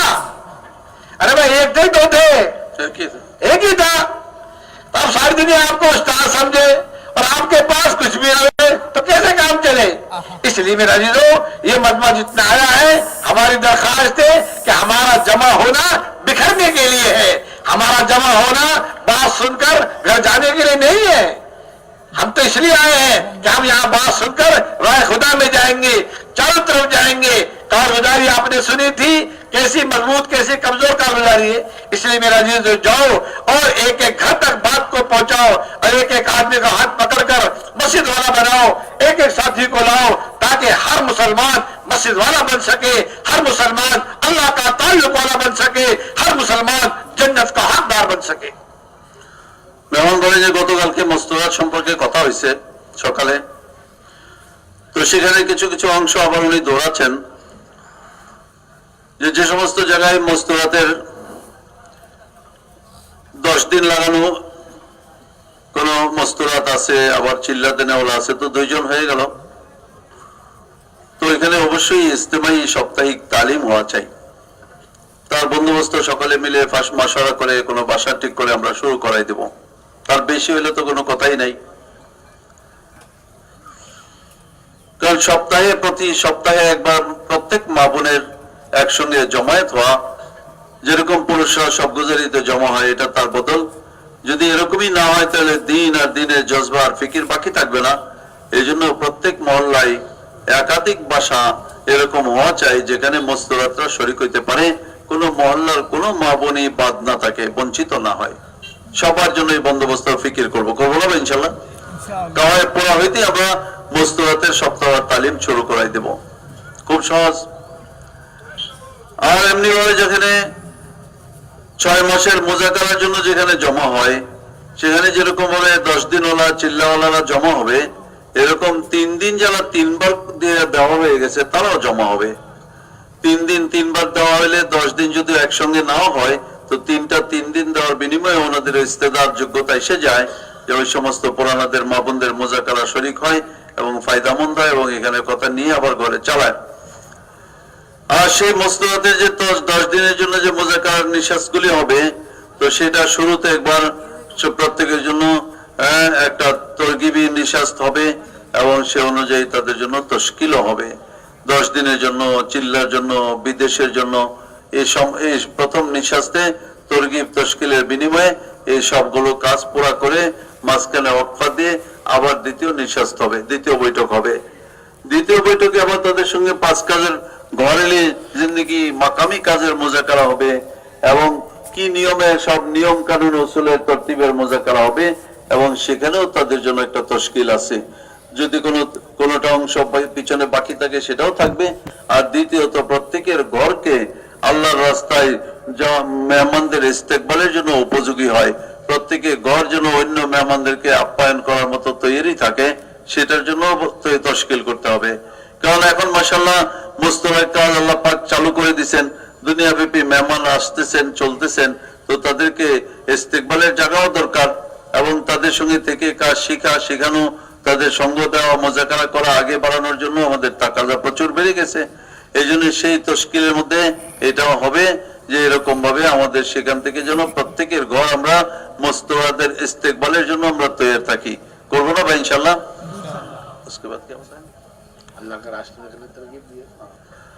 আর ভাই সবকিছু কাজ করতে হইলে তো আমাদেরকে আসলে নিজে আগে 3 চিল্লা দিয়ে শুরু হবে কাজ। 3 চিল্লা না দিয়ে তো আমরা মস্তরাতের কাজ কিভাবে করব? মস্তরাতের জন্য 10 দিন বেরিতে হলেও চিল্লা শর্ত থাকে। এরকম ভাবে যদি আমরা আমাদের এই মেহমান বলতেছেন, আমাদেরকে তো সারা দুনিয়া ওনারা ওস্তাদ মনে করে। কারণ যখন কাজ শুরু হয়েছিল নিজামুদ্দিন থেকে, তখন তো দেশটাই একটা ছিল, ভিন্ন ছিল না, একটা ছিল, একটা দেশের মানুষ। এই জন্য এখন রাজনৈতিক কারণে ভিন্ন ভিন্ন হয়েছে, কিন্তু সারা দুনিয়ার মানুষ তারপরেও বাংলাদেশকে এরকম ইন্ডিয়ার সঙ্গে একই দেশ মনে করে, আর জন্য বাংলাদেশকে উস্তাদ মনে করে। কারণ মানুষ আমাদের উস্তাদ মনে করলো, আর আমাদের নিজের কিছুই জানি না, তো উস্তাদের অবস্থা কি হবে? উস্তাদ যদি আয়সা থেকে, ছাত্র যদি আয়সা থেকে উস্তাদের অবস্থা বোধ করুন কাহিল, কিছুই জানে না, তো এটা তো সমস্যা উস্তাদের উপরই বেশি আসবে। তো এই জন্য আমাদেরকে কাজ শুরু করার জন্য সবচেয়ে আগে 3 চিল্লা দেওয়া চাই, প্রত্যেকেই 3 চিল্লাওয়ালা হওয়া চাই। 3 চিল্লার কমে তো কাজ শুরুই হয় না, কাজ শুরুই তো হয় 3 চিল্লা দেওয়ার পরে। কাজ শেখার জন্য 3 চিল্লা শর্ত, কাজ করার জন্য 3 চিল্লা শর্ত, মস্তরাতের জন্য 3 চিল্লা শর্ত, দেশ বিদেশে সফরের জন্য 3 চিল্লা শর্ত। তাহলে আমরা সকল সাথীরা 3 চিল্লা এবং প্রতি বছর 3 চিল্লা দিব, রাজি আছি না ইনশাআল্লাহ? কারণ 3 চিল্লা কোনো একবার দেওয়ার কাম না, বছরে বছরই দেওয়ার কাম। বিদেশ সফর ক্ষেত্রে গেলেও 5 মাস লাগে। 3 চিল্লা তো একটা নিয়মিত মস্ক, নিয়মিত জিনিস। এটার জন্য আমরা সকলে তৈরি হই এবং সকলে আজম করি, কাজ করব, কাজ শিখবো, কাজ সারা দুনিয়াতে পৌঁছাবো, এর থেকে পিছিয়ে থাকবো না আমরা কেউই। সবাই রাজি আছি ইনশাআল্লাহ? हाँ, नियत कर लो कि अब हम घर नहीं जाएंगे, हम अल्लाह के रास्ते में जाएंगे। আমাদের জমা